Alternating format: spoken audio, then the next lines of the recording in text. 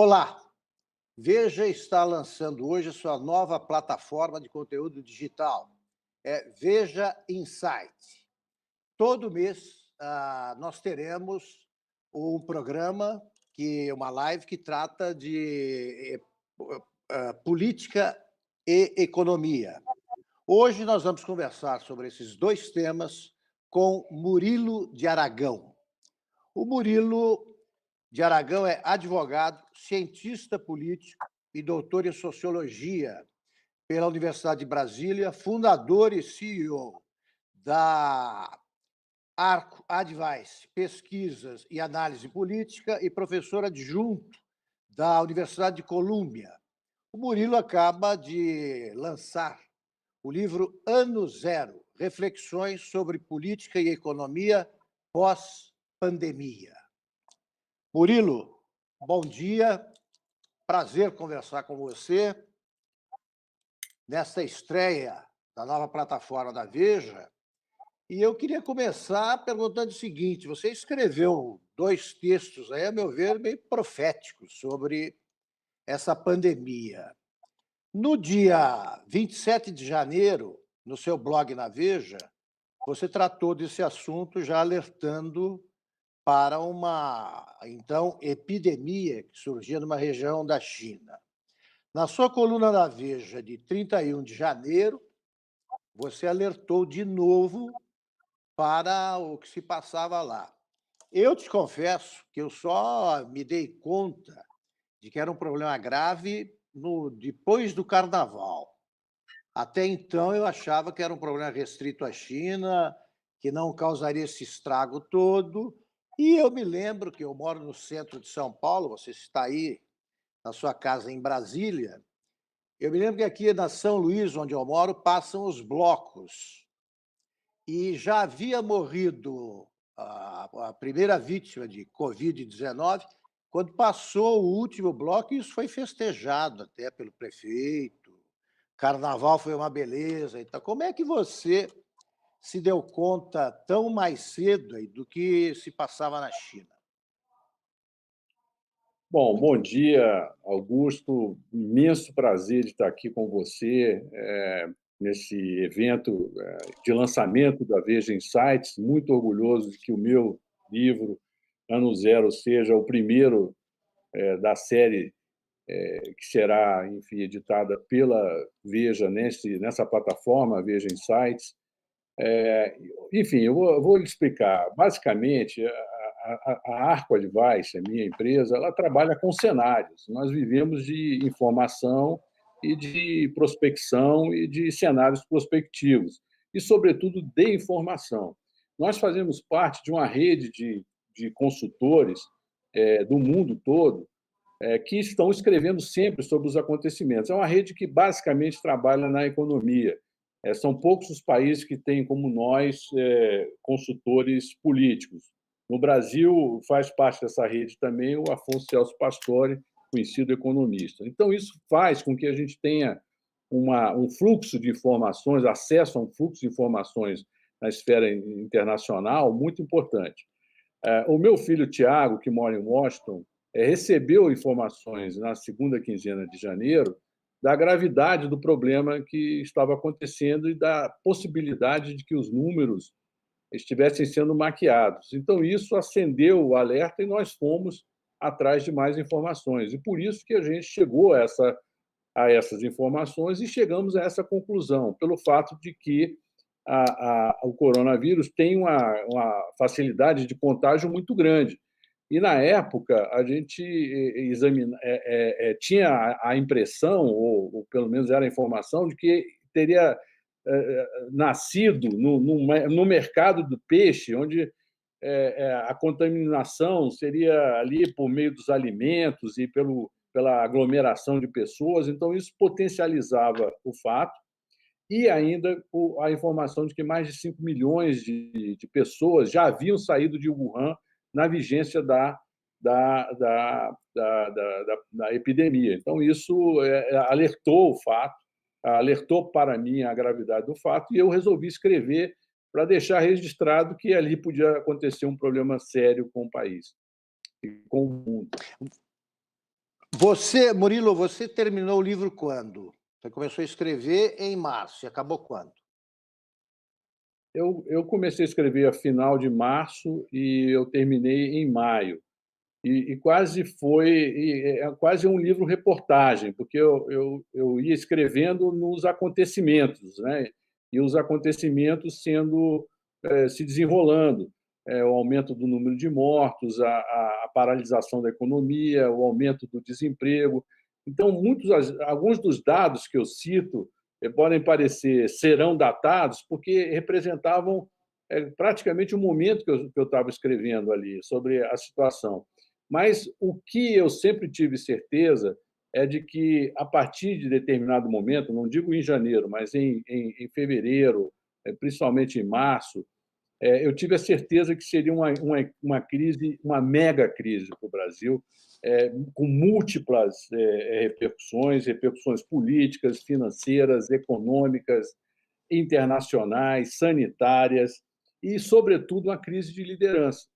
E isso, então, me afligia, porque eu via que, pela primeira vez na história do Brasil, nós nos deparamos com alguma coisa da proporção de uma guerra mundial. O Brasil vive uma guerra mundial com um inimigo que não está nas fronteiras ou não está no front, ele está circulando em qualquer lugar, invisível, né? E que a gente ainda não tem a resposta para eliminá-lo. Então, isso realmente me despertou para escrever um livro a partir dessas terríveis constatações e imaginando que, se nós não fizermos alguma coisa muito séria com relação a isso, as repercussões econômicas e sociais serão muito sérias e dramáticas para o Brasil. Aliás, o livro do Murilo, para ter acesso ao livro Ano Zero, Reflexões sobre Política e Economia pós-pandemia, você pode se inscrever no link que está na descrição. Murilo, você diz que não há precedentes aí em matéria de crise, né, sanitária. A partir de que momento você inclui nessa falta de precedentes, ausência de precedentes, a gripe espanhola ou não? Eu abro falando da gripe espanhola no meu post no dia 27 de janeiro, né? Eu dizia que a grande crise sanitária que o Brasil teve foi a crise espanhola, foi a gripe espanhola. Mas a gripe espanhola ela foi limitada, é intensa, mas limitada, e o Brasil era muito longe de tudo. Então, a contaminação era longa, era lenta, então todas as características foram, de certa forma, limitadas pelo problema, que era, sobretudo, sanitário. Agora, a crise do coronavírus ela é múltipla, porque ela afeta um país, um motor da economia mundial, que é a China. Ela afeta o turismo de uma maneira brutal, como afetou, por exemplo, o ataque de 11 de setembro nos Estados Unidos. Ela afeta as finanças por conta da aversão ao risco. Então, ela afeta o comércio internacional, a economia, as finanças, a questão sanitária, afeta o turismo. Então, ela é uma crise múltipla e, pela intensidade da globalização, os seus efeitos são mais intensos do que foram os efeitos da gripe espanhola. Então, eu abro falando da gripe espanhola e também comparo o episódio com outras graves crises, como a crise de 29, né, que levou os Estados Unidos a ter 25% de desempregados, né? O desemprego nos Estados Unidos só se reduziu entre 29 e 40 com a Segunda Guerra Mundial, quando caiu para 10% por causa do esforço de guerra. Em compensação, o PIB, a dívida PIB americana, ao final da guerra, era 145%, ou seja, o país terminou endividado. Enfim, então, eu via que essa crise ela ia trazer consequências enormes para o Brasil, vai trazer consequências enormes, né? Tanto por conta da sua intensidade, quanto pelos problemas que o Brasil já carrega do seu passado. Ô Murilo, você diz já no primeiro capítulo do livro que nada será como antes amanhã. Dê alguns exemplos do que é que vai mudar de maneira mais aguda. Ora, eu começo pela questão do trabalho, né. O trabalho já está tendo um efeito, a coronavírus tem um efeito transformador muito grande com a questão do home office. Praticamente hoje, eu digo que eu vivo dentro de um call center, porque eu passo o dia todo falando no telefone ou gravando lives ou videoconferências. Enfim, então, aquilo que não era uma rotina, que era eventual, muito eventual, passará a ser normal, trabalhar em casa. Algumas empresas já admitem que vão manter durante muito tempo, como o Facebook, o Google, a Amazon, um contingente grande de funcionários fora dos seus escritórios. Por exemplo, a própria revista Veja está sendo feita com a qualidade de sempre, com todo o seu pessoal, a boa parte do seu pessoal fora em home office. Na Arco Advice, a mesma coisa. Os meus analistas estão em casa, eventualmente vamos ao escritório, mas o trabalho continua e isso é uma grande transformação. E essa transformação não se limita apenas à transformação do trabalho, porque as pessoas, quando iam e vinham para o trabalho, interagiam com outras pessoas, então as relações humanas podem sofrer mudanças, as pessoas vão viver mais na sua vizinhança, vão viver mais com a sua família. Então, isso tudo gera uma transformação com um impacto social brutal. E no caso da mão de obra, a mão de obra que não for qualificada para o home office e que não tem as condições, ela irá sofrer, né, pela ausência do trabalho presencial. É claro que não vai acabar o trabalho presencial, mas que vai ter uma transformação, sim, terá. Eu até lembro que parece que a XP está criando uma Vila XP, ou uma parte da sua atividade vai ficar no interior, porque exatamente esse é um dos efeitos. As pessoas não vão precisar mais morar nos grandes centros, perto dos escritórios, pagando aluguéis caros para morar ali perto da Faria Lima, para trabalhar.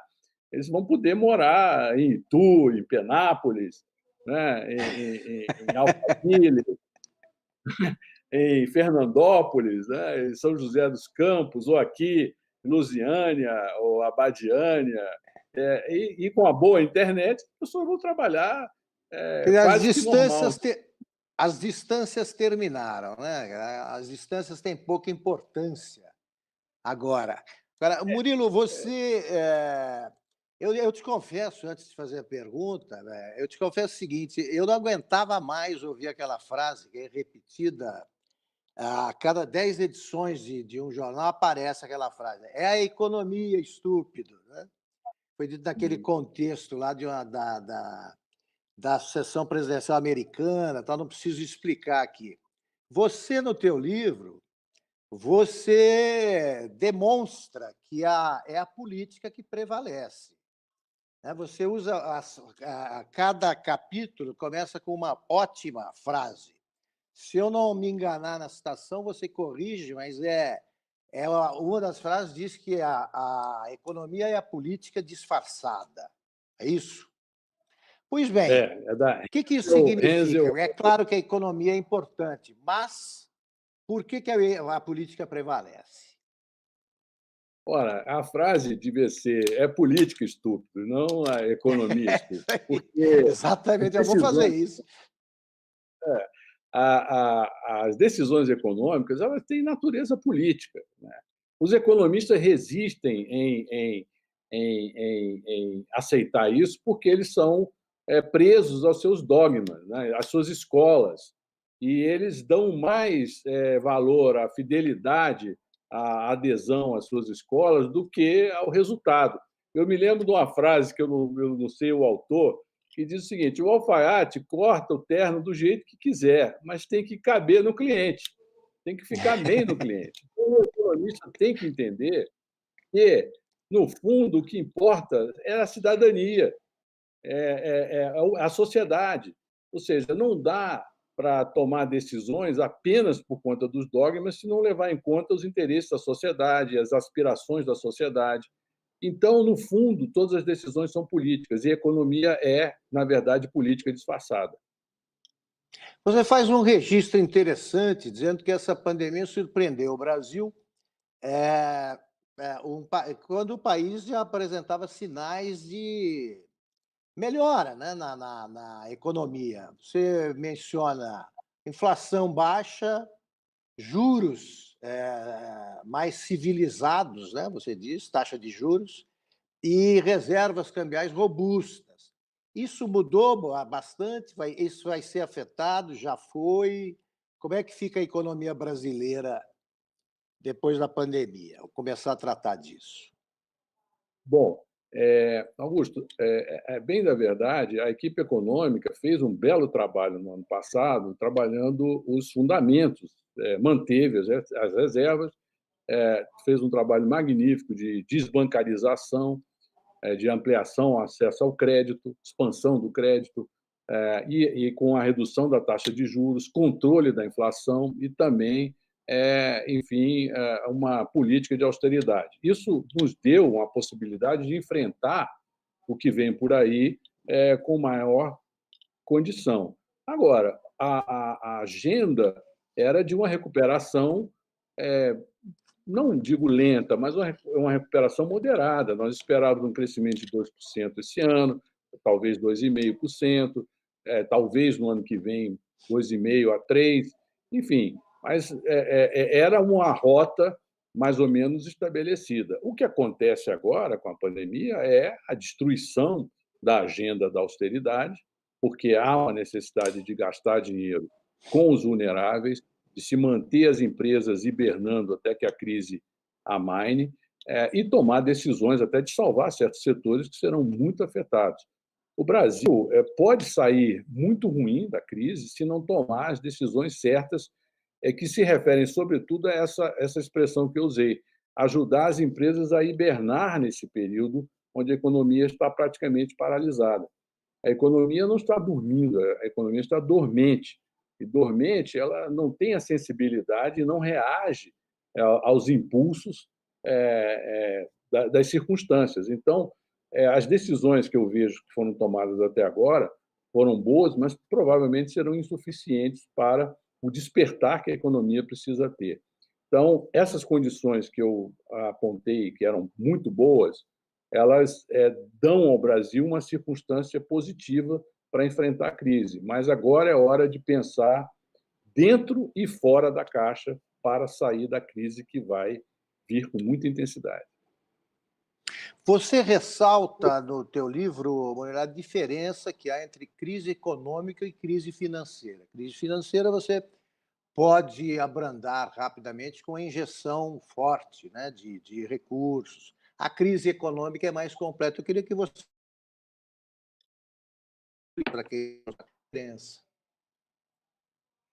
Augusto, a questão é a seguinte: a crise econômica ela difere da crise financeira, porque, como você disse, não é uma crise de falta de crédito, não é uma crise limitada à circulação de dinheiro, ao fluxo de dinheiro.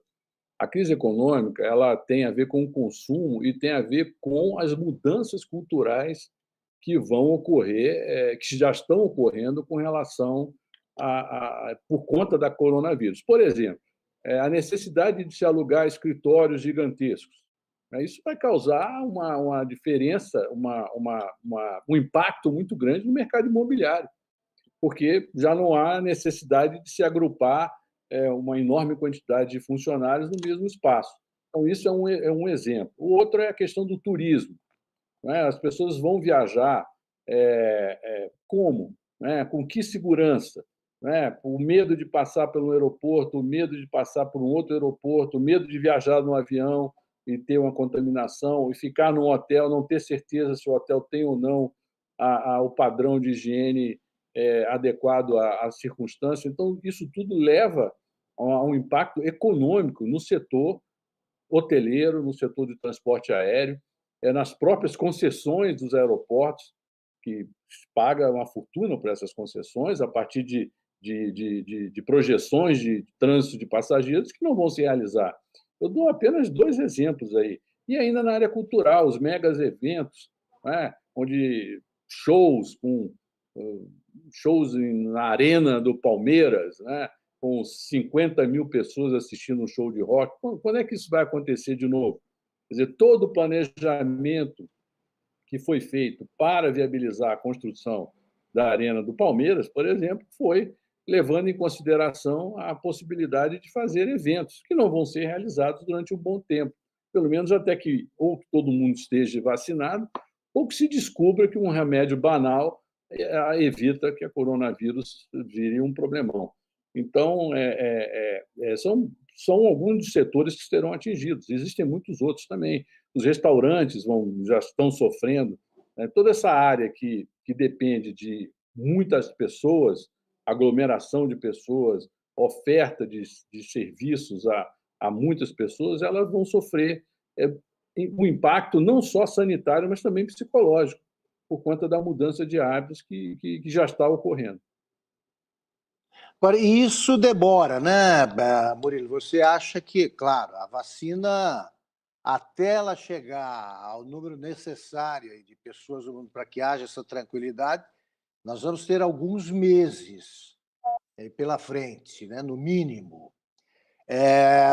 Você acha que essas medidas que vêm sendo tomadas por países europeus, por exemplo, alguns na França, né, os jogos de futebol agora serão abertos para 5 mil pessoas em julho. E nada disso resolve. Você acha que essa é só uma preparação, é uma caminhada que será lenta? Exato. Olha, Augusto, mesmo que amanhã saia uma notícia dizendo: olha, acabou o coronavírus. Acabou o coronavírus. A imagem está. Bom, voltou. Acabou o coronavírus. Mesmo que apareça essa notícia, a demora da volta ao normal vai ser lenta, porque alguns setores foram danificados seriamente. Outros setores dependerão da psicologia social, das pessoas acreditarem nas novas, na segurança. É claro que se vai assistir festas na rua, como o final da Segunda Guerra Mundial, vai todo mundo para a rua comemorar, todo mundo vai tomar um grande porre, todo mundo vai se confraternizar, sim, mas não volta ao normal imediatamente, como não voltou na Segunda Guerra Mundial. E eu lembro que esse título, Ano Zero, eu busquei no livro, eu busquei na expressão que os ingleses davam a 1945 como Ano Zero, era o ano da reconstrução. E o Brasil tem um duplo desafio. O Brasil tem o desafio da construção e o desafio da reconstrução. Então, isso tudo torna o nosso despertar para a volta de uma normalidade, ou novo normal, um processo difícil, lento e que vai obrigar medidas muito profundas e que eu até agora não tenho visto com clareza ocorrendo no Brasil. Era o que eu queria te perguntar, Murilo. Porque o teu livro tem, entre as muitas qualidades do teu livro, e eu realmente não elogio nenhum livro de que eu não gosto, né? Eu não sou mal educado, eu me limitaria a perguntar, mas eu não diria o que estou dizendo agora. É realmente muito bom. E essa Muito obrigado. qualidade que mais me encanta é que você conseguiu escapar à polarização ideológica, né? Porque o brasileiro politizou a pandemia. Então, tem o remédio do Bolsonaro, tem a abertura irresponsável, né, de tal governador, outro. Sim, isso aí estou mencionando alguns termos usados na imprensa e por vários colunistas. E você não, você examina com um olhar sereno o que é que está acontecendo. Então, eu queria que você, com esse mesmo olhar, me dissesse como é que você vê as medidas que vêm sendo tomadas. É claro que ninguém sabe exatamente o comportamento, ninguém pode prever o comportamento dessa pandemia. Ninguém conhece direito o vírus, ainda não temos nem a vacina. Mas você acha que o Brasil está se portando como e que erros comete em relação a algum país que você acha que combateu com mais competência a pandemia? Olha, eu não acho que ninguém tenha combatido com competência a pandemia, principalmente pela questão sanitária. Pelo fato, como você disse, que ninguém conhece o vírus direito, o vírus é muito fácil de contaminação, há ainda um debate na comunidade científica de como se tratar. Então, o combate à questão sanitária ela ocorre no meio dessas dúvidas existentes. Ela também ocorre com dificuldades pelo fato de que o nosso sistema de saúde, que é muito bom, descobrimos que o SUS funciona, mas não à altura de um desafio como esse. E o que eu vejo como um erro no nosso combate à questão sanitária foi a demora das autoridades em tomar medidas, como, por exemplo, agora estão inaugurando hospitais de campanha, agora 3 meses depois. Ora, numa guerra, você tem que montar um hospital de campanha em uma semana. Então, ou em poucos dias. Então, essas decisões elas foram lentas, porque o governo despertou lentamente para o problema com relação à questão sanitária e gastou muito tempo discutindo de quem era a responsabilidade sobre o que fazer, terminou no Supremo Tribunal Federal em meio a uma guerra federativa. Eu digo que o Brasil foi para a guerra da pandemia como a França foi para a Segunda Guerra Mundial. E, obviamente, foi derrotado. E só ganhou a guerra porque foi auxiliado pelos ingleses, pelos americanos, numa contraofensiva, que todo mundo sabe a história. Então, nós demoramos a tomar as atitudes que deveriam ser tomadas. Isso eu falo de modo geral. Claro que tem lugares onde o combate foi mais eficaz, onde os recursos são mais abundantes, outros não foram atingidos diretamente pelo fluxo internacional de viajantes. Agora, eu volto a falar sobre o aspecto econômico, porque o que foi feito até agora mantém, não deixa de ser louvável a questão do Corona Voucher, é importante, da destinação de recursos aos estados e municípios. No entanto, o que eu vejo que falta é um esforço organizado de saída da crise que determinará a existência de planos. Tem que ter um plano de habitação, porque a habitação emprega muita gente, tem que ter um plano de urbanização, porque a urbanização emprega muita gente. Então, tem que ter uma aceleração na questão da lei de saneamento, porque saneamento é importantíssimo para a população. 50% dos brasileiros não têm acesso à água tratada. Enfim, então, o Brasil tem problemas anteriores à pandemia, que a pandemia nos oferece o desafio e a oportunidade de enfrentá-los. E enfrentá-los como? Com abordagem de gasto, vai ter que ter gasto, nós vamos ter que perder a austeridade para voltar a recuperar a austeridade. Mas o que importa agora é fazer com que a economia não pare e que o desemprego no Brasil não chegue a 18%, 19%, porque já é trágico um desemprego de 12%, 13%, e ainda mais onde a gente tem também o efeito dramático da crise na economia informal. A economia informal ela serve uma espécie de buffer aos problemas sociais brasileiros. As pessoas não estão no mercado formal, mas sobrevivem da informalidade. E, com isso, consomem, com isso, sobrevivem e, com isso, até não vão para a criminalidade. Essa crise afetou dramaticamente a economia informal.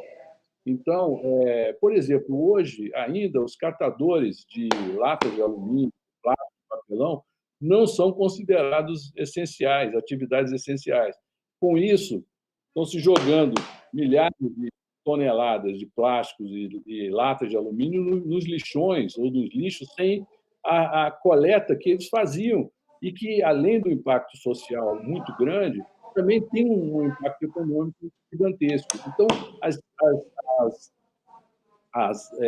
atitudes econômicas em relação à crise são muito lentas. Para finalizar, eu digo a questão do setor aéreo. Nos Estados Unidos, imediatamente na crise, o Trump mandou dar 25 bilhões de dólares para as empresas aéreas, com carência e juros de 1% ao ano, uma coisa assim, para evitar que elas quebrassem. Aqui, até hoje, o BNDES está discutindo como vai fazer, se deve fazer, se pode ou não fazer uma ajuda.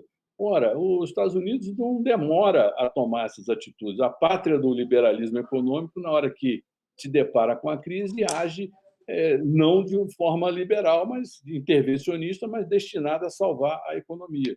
E o próprio Trump anunciou aí um projeto, claro que isso tem a ver com as eleições, mas não deixa de dizer $1 trilhão em investimento em infraestrutura, Wi-Fi, banda larga, enfim, todas essas essas questões tecnológicas, principalmente por conta do trabalho home office também e pela necessidade de gerar empregos, que é o que nós precisamos fazer também. Ô, Murilo, você, aliás, cita uma cifra que é preocupante, né?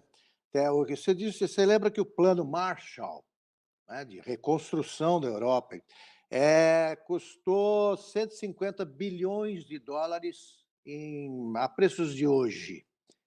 E que o Brasil, para a recuperação econômica do Brasil, a quantia pode ser maior, o preço pode ser maior, é isso mesmo? O preço pode ser maior.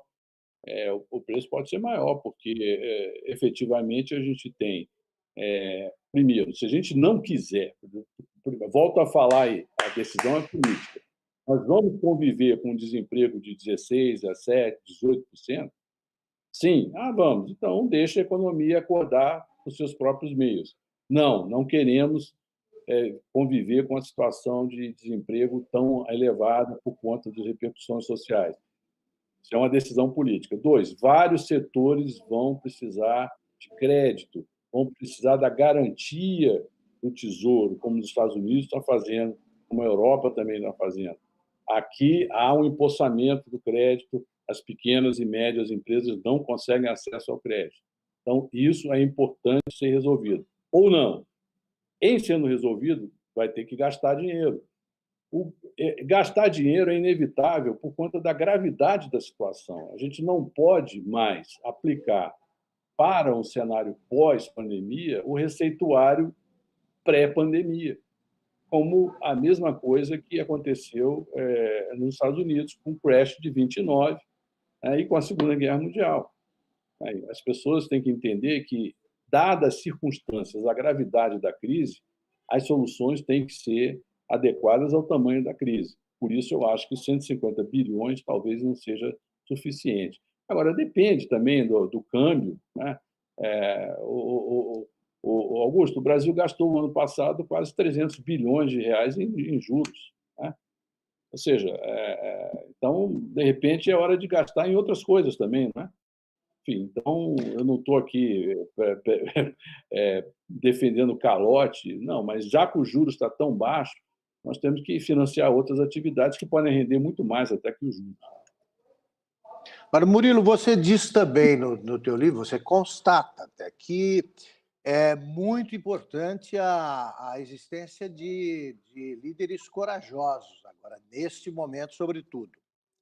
E, evidentemente, a gente lembra do Churchill, que, aliás, é autor de uma das frases que você cita como... quando você abre o capítulo, você usa uma das frases dele, né, epígrafe. Está faltando liderança forte no mundo, né? É verdade, o mundo vive uma entre-safra de lideranças muito séria.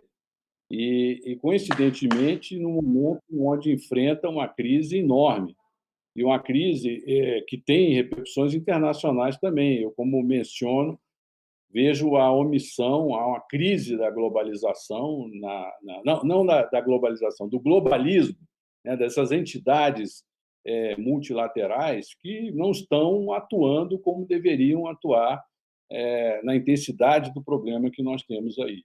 Mas existe, além dessa questão institucional, a questão das lideranças. Sim, nós não temos líderes à altura do desafio. Agora, essas crises, elas também permitem, elas dão a oportunidade para que se surjam lideranças. Elas dão oportunidade para que os líderes do momento cresçam à altura do desafio. Não é o que parece que está acontecendo aí. O Trump encontra dificuldades nos Estados Unidos. Até agora, o que era impensável, a sua derrota, passa a ser até considerada como possível. O Bolsonaro aqui no Brasil perde popularidade e não consegue impor realmente uma liderança no país para o enfrentamento da crise. E no mundo a gente não vê nada assim. O Xi Jinping emparedado pela imagem ruim que a China era toda, Então, na verdade, é um desafio para a sociedade. A sociedade é que tem que se virar e buscar pressionar os líderes que nós temos para as melhores soluções.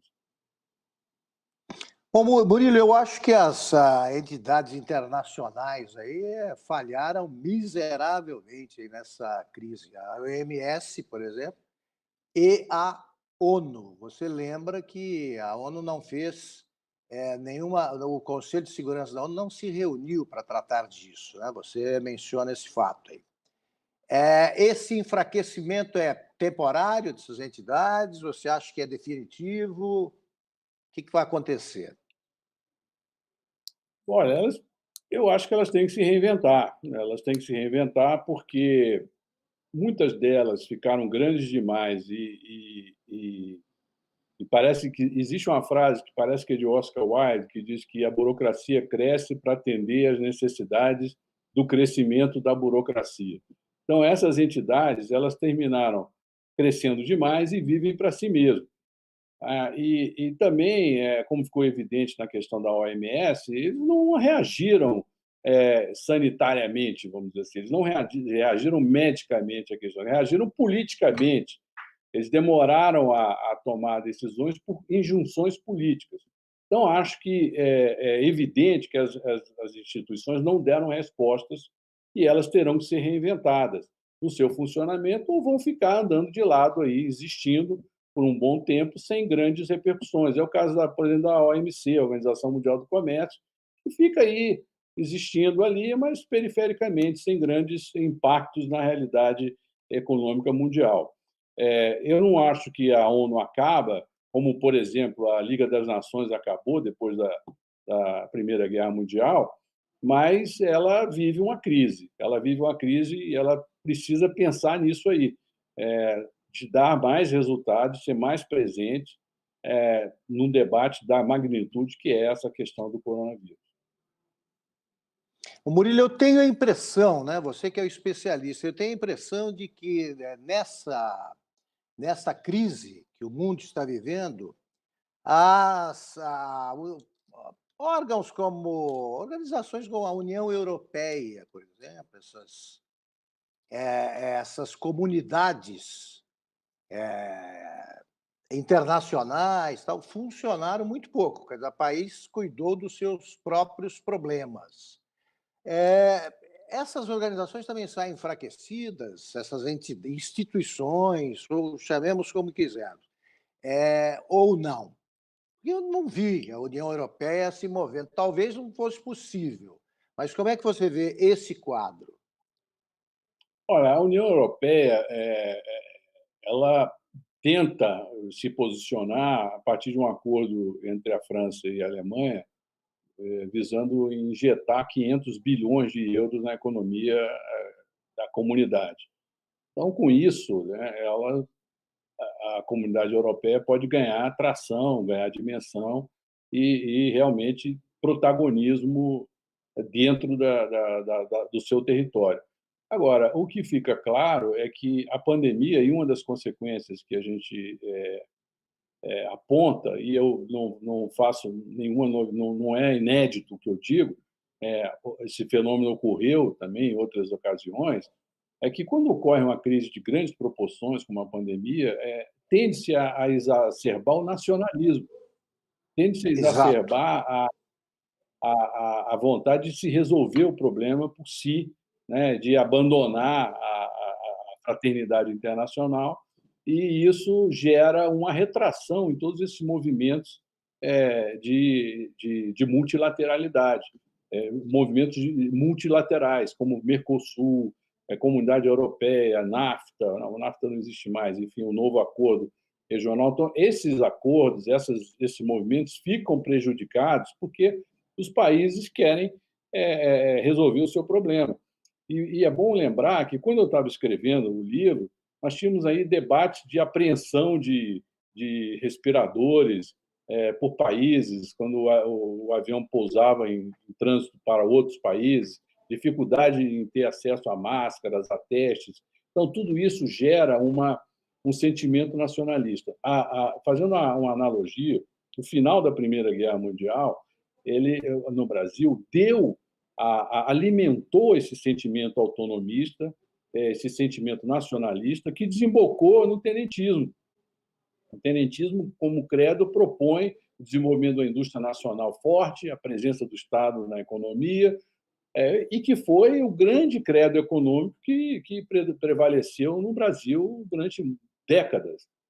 E isso vem dessa época, onde, na Primeira Guerra Mundial, o Brasil se sentiu distante de tudo, sem acesso a produtos, sem acesso a questões que eram relevantes para a sociedade por conta da guerra e pelo caráter periférico do Brasil no momento. Então, esse sentimento de autonomia, de nacionalismo, ele tende a crescer nessas crises, sim, e principalmente pelo fato de que alguns países, os países mais protagonistas do mundo, como a China e os Estados Unidos, não demonstraram perante a comunidade internacional a solidariedade que se esperava. Os Estados Unidos ele poderia ter sido mais solidário, mesmo enfrentando o problema na gravidade que enfrentou, mas, sem dúvida, a China poderia ter sido muito mais, até mesmo pelo fato de que o problema começa por lá. Então, isso enfraquece as relações internacionais, estimula o nacionalismo e aumenta a dúvida na eficácia do diálogo internacional e dessas organizações multilaterais. Murilo, nós estamos chegando aos últimos minutos dessa nossa conversa, muito agradável para mim. Eu queria saber se você, do seu livro, você estabelece algumas premissas, né, e prioridades aí que devem ser levadas em conta, tanto no campo da economia quanto no campo da política. Você também registra que o Brasil ah, foi beneficiário aí de alguns avanços, algumas reformas, né, que começaram a acontecer de uns 3 anos para cá. Quais são as premissas e prioridades aí essenciais, né, as principais, que você elencaria? Bom, eu não vou dizer aqui em ordem de grandeza, porque demandaria não um debate, mas um seminário. Um ponto central, assim, nós precisamos ter, para a saída da crise econômica e social decorrente da pandemia, uma ação ordenada, coordenada do governo, não de gasto público direto, de empresas estatais, não é isso, mas sim de crédito, de garantias e de desburocratização no investimento no país. O Brasil é um país que gasta quase 2.000 horas por ano para pagar impostos. A média mundial é 300 horas, ou seja, é inadmissível o custo da legalidade no Brasil. O custo para você ser legal é muito alto, o que estimula, evidentemente, a ilegalidade. E o governo pouco faz nesse sentido. Então, nós temos que ter um tratamento de choque no ambiente de investimentos no Brasil, porque um ambiente de investimento significa um ambiente de emprego. E, em sendo um ambiente de emprego, é um ambiente de renda. E, em sendo um ambiente de renda, é um ambiente de impostos. Ou seja, melhora tudo. Uma melhora na burocracia do relacionamento das empresas com o governo tem efeito no PIB imediato. Segundo ponto, temos que oferecer crédito. Sim, isso é muito importante. Terceiro, temos que ter planos em áreas que geram muito emprego. O Brasil tem 14.000 obras públicas paradas. Essas obras podem ser retomadas, já foram licitadas, já foram pré-aprovadas, pelo menos a maioria delas. Então, o Brasil tem que trabalhar na retomada dessas obras. Quarto, temos que ter um programa habitacional. A habitação gera emprego, gera renda e acorda a economia. E há uma necessidade social. Temos que ter um projeto de urbanização das comunidades, das favelas. Só aí a gente teria um efeito econômico muito grande, imediato do emprego e depois da legalização dessas propriedades que passam a entrar no mercado imobiliário, gerando renda, como, enfim, um fato. Temos que investir em infraestrutura, o Brasil tem que ter ferrovias. Não é possível o Brasil demorar 20 anos, 30 anos para construir uma ferrovia norte-sul. Isso de uma vergonha, né, enorme. A China, claro que a China não tem autoridade ambiental que vá prejudicar ou atrapalhar os investimentos, mas eles fazem ferrovias lá por ano, várias. O Brasil tem que fazer ferrovias, tem que fazer portos, tem que fazer estradas, tem que melhorar a infraestrutura urbana de transporte, ou seja, nós temos cidades que têm impacto social. Por exemplo, agora, na questão da pandemia, com as crianças estudando em casa, quem tem um tablet para estudar, quem tem acesso à internet para estudar. Me parece que no Enem fizeram um levantamento, foi a CNN que fez, 70% dos inscritos no Enem no Nordeste não tinham acesso à internet. Nós temos que dar acesso aos estudantes, principalmente nessa questão agora onde tem que estudar em casa. Mas mesmo que não estudem em casa, voltem para as escolas, todas as escolas têm que ter banda larga, todos os alunos têm que ter tablets e têm que ter acesso à internet. Então, nós temos necessidades que justificam, perante a cidadania, de investimentos. E hoje existe dinheiro no mundo para isso. Agora, é claro que se não temos regras boas, se o risco jurídico é alto e se não tem crédito, as coisas não vão acontecer. Então, o governo tem que oferecer crédito, o governo tem que oferecer desburocratização, tem que oferecer baixo risco jurídico e oferecer projetos. O Brasil é um país que pode, nessa abundância de liquidez que existe no mundo, dar retornos que nenhum outro país dá normalmente. E agora, até mesmo o Brasil com juros quase que negativos, investir será sempre uma boa opção para se ter retorno. Então, o Brasil tem grandes oportunidades, mas a gente precisa ter o papel do governo avançando na oferta de crédito e avançando na desburocratização e avançando na eliminação dos riscos jurídicos. São decisões políticas, Augusto. Murilo, muito obrigado por essa conversa. Tá? Foi um prazer falar com você. Augusto, muito obrigado. Espero que tenhamos outras oportunidades. A conversa com Murilo de Aragão, que acaba de lançar o livro, você pode encontrar aqui no e-book, Ano Zero, Reflexões sobre Política e Economia pós-pandemia. Muito obrigado ao Murilo novamente, obrigado a você que nos acompanhou e Veja Insight volta no mês que vem. Até lá.